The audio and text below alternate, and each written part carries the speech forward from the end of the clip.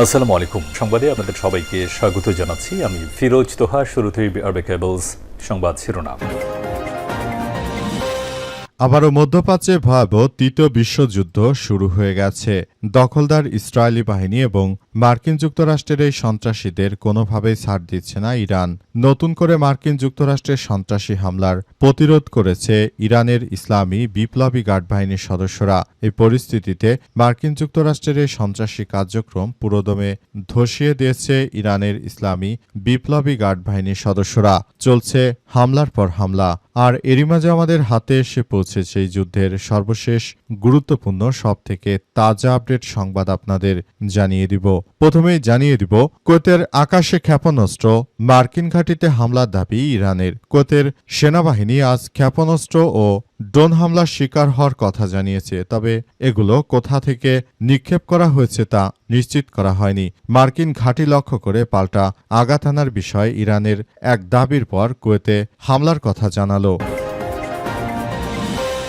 এরপর জানাবো, হামলার জবাবে মার্কিন তেলবাহী ট্যাঙ্কারে গুলি করল ইরান। ইরানের ইসলামী রেভলিউশনারি গার্ড কোর IRGC জানিয়েছে, ইরানের কৌশলগতভাবে অত্যন্ত গুরুত্বপূর্ণ বন্দর নগরী বন্দর আব্বাসের একটি সামরিক স্থাপনায় লক্ষ্য করে মার্কিন হামলা চালানোর পর পাল্টা জবাব দিয়েছে ইরান। ইরানের ইসলামী বিপ্লবী গার্ড বাহিনীর সদস্যরা মার্কিন যুক্তরাষ্ট্রের তেলবাহী ট্যাঙ্কারে গুলি করে তারপর বিধ্বস্ত করে দিয়েছে। এ অবস্থায় এদের অবস্থা খুবই শোচনীয় পর্যায়ে চলে এসেছে। এদিকে ট্রাম্পের ছবিসহ $250 নোট চালুর জন্য চাপ, অসম্মতিতে চাকরিচ্যুতি। যুক্তরাষ্ট্রের মুদ্রা ছাপানোর দায়িত্বে থাকা প্রতিষ্ঠানকে প্রেসিডেন্ট ডোনাল্ড ট্রাম্পের ছবি সংবলিত $250 নোটের নকশা তৈরি করতে চাপ দিয়েছে ট্রাম্প প্রশাসনের রাজনৈতিক কর্মকর্তারা। দেশটির ইতিহাসে 250 বছরের বেশি সময়ের মধ্যে মার্কিন মুদ্রায় কোনো জীবিত ব্যক্তির ছবি দেওয়ার এমন উদ্যোগ এই প্রথম।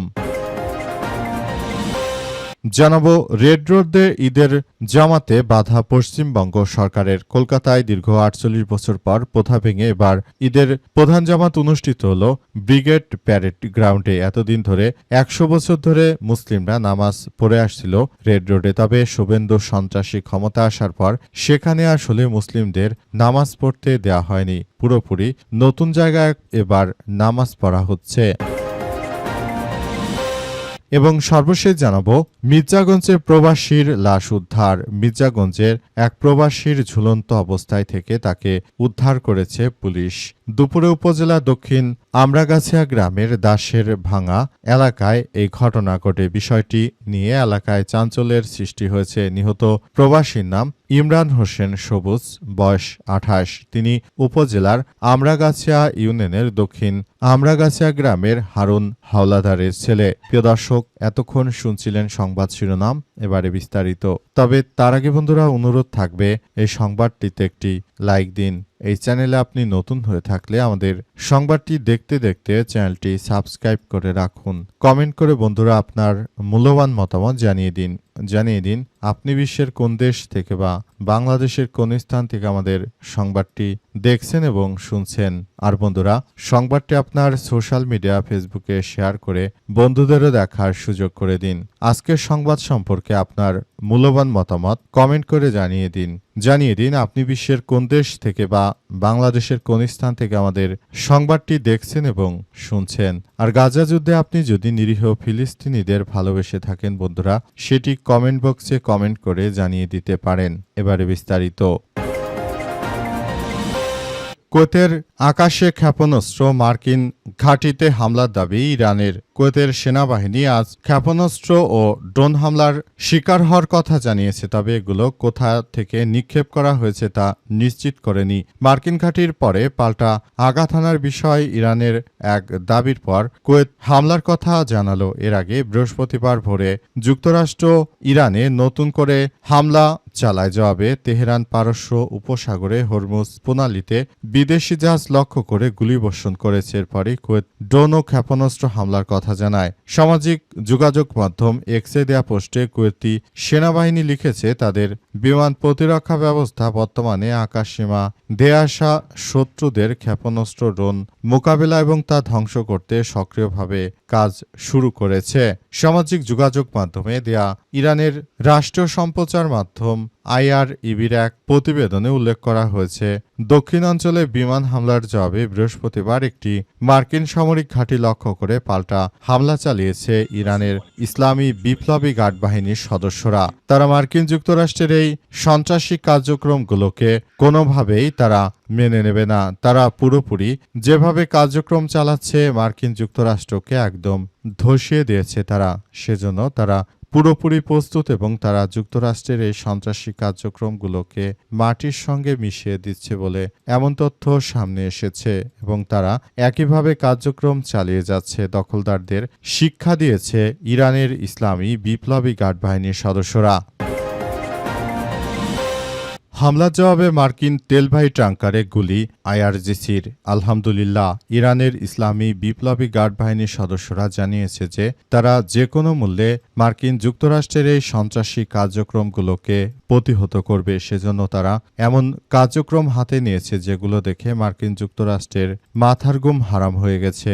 মার্কিন যুক্তরাষ্ট্রের যে হরমুজ প্রণালী দিয়ে যে জাহাজগুলো মার্কিন যুক্তরাষ্ট্রের স্বার্থ সংশ্লিষ্ট জাহাজগুলো যাচ্ছিল সেগুলোর উপর ইরান পাল্টা আক্রমণ চালাতে শুরু করেছে। এতে পুরোপুরি ধ্বংসস্তূপে পরিণত হয়েছে।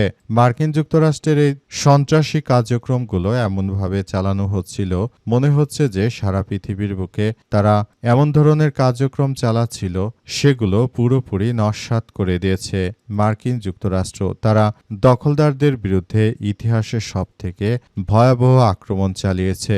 মার্কিন যুক্তরাষ্ট্রের যে কোনো ধরনের সন্ত্রাসী কার্যক্রমগুলোকে প্রতিহত করতে ইরান বদ্ধপরিকর। তাই হরমুজ প্রণালী দিয়ে যাতায়াতকারী যে কোনো ধরনের আগ্রাসন তারা পুরোদমে কার্যক্রম চালিয়ে যাচ্ছে এবং দখলদারদের যে কোনো সন্ত্রাসী কার্যক্রমগুলোকে প্রতিহত করার মধ্য দিয়ে আসলে এগিয়ে যেতে হচ্ছে।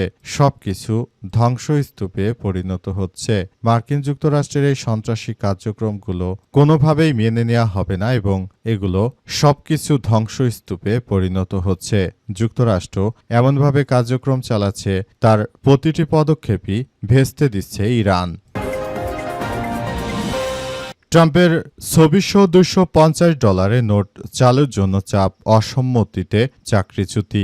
যুক্তরাষ্ট্রের মুদ্রা ছাপানোর দায়িত্বে থাকা প্রতিষ্ঠানকে প্রেসিডেন্ট ডোনাল্ড ট্রাম্পের ছবি সংবলিত $250 নোটের নকশা তৈরি করতে চাপ দিয়েছে ট্রাম্প প্রশাসনের রাজনৈতিক কর্মকর্তারা। দেশটির ইতিহাসে 150 বছরের বেশি সময়ের মধ্যে মার্কিন মুদ্রায় কোনো জীবিত ব্যক্তির ছবি দেওয়ার এমন উদ্যোগ এই প্রথম।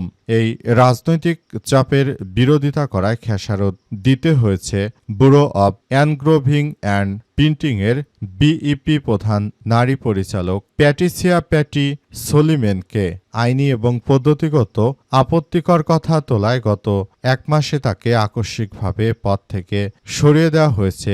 বিদায়বেলায় সহকর্মীদের পাঠানো এক ইমেইলের সলিমেন লিখেছেন, ব্যাক বাক স্টপ হেয়ার, অর্থাৎ সব আইনি জবাবদিহির শেষ স্থলটি এখানেই ছিল এবং আমি নীতিতে অটল ছিলাম। মার্কিন সংবাদ মাধ্যম দ্য ওয়াশিংটন পোস্টের এক প্রতিবেদনে চাঞ্চল্যকর তথ্য উঠে এসেছে। এতে বলা হয়েছে, ট্রেজারি ডিপার্টমেন্টের অর্থ মন্ত্রণালয়ের 2 জন রাজনৈতিক মনোনীত উচ্চপদস্থ কর্মকর্তা USS ট্রেজারার ব্র্যান্ডন বিস এবং তার সিনিয়র উপদেষ্টা মাইক ব্রাউন গত বছর থেকে এই নোটের খসড়া তৈরি করতে কর্মীদের উপর বারবার চাপ সৃষ্টি করেছে।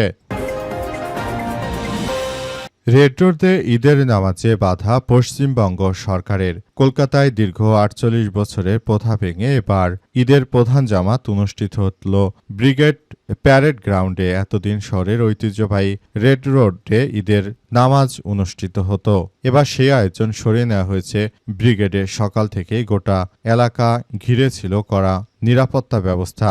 নজরদারি, ওয়াচ টাওয়ার এবং বিপুল পুলিশ মোতায়েনের মধ্যেই সম্পন্ন হয়েছে ঈদের জামাত। ঐতিহাসিকভাবে কলকাতা খিলাফত কমিটি 1976 সাল পর্যন্ত শহীদ মিনার চত্বরে ঈদের নামাজের আয়োজন করত। তবে 1977 সালে ঈদ উল ফিতরের ঠিক 2 দিন আগে প্রবল বৃষ্টিতে মাঠে পানি পরিপূর্ণ হয়ে পড়ে। ঈদের আগের দিন পরিস্থিতি পর্যালোচনা করে খিলাফত কমিটি বুঝতে পারেন সেখানে নামাজের আয়োজন সম্ভব নয়। পরে তৎকালীন মুখ্যমন্ত্রী জ্যোতি বসুর দ্বারস্থ হলে পুলিশের উদ্যোগে বিকল্প হিসেবে রেড রোডে নামাজ আয়োজনের সিদ্ধান্ত গ্রহণ করা হয়। সেই থেকে টানা 2025 সাল পর্যন্ত 48 বছর 2 ঈদেই রেড রোড ছিল প্রধান জামাতের কেন্দ্র। কোনো তথ্যমতে প্রধান শত বছরের ঐতিহ্য বলে উল্লেখ করা হয়। তবে এবার সেই দীর্ঘদিনের প্রথায় পরিবর্তন এসেছে বা শুভেন্দু ক্ষমতা আসার পর থেকেই মূলত এই ধরনের কার্যক্রম চলমান রয়েছে এবং শুভেন্দু অধিকারী ক্ষমতা আসার পর থেকেই মূলত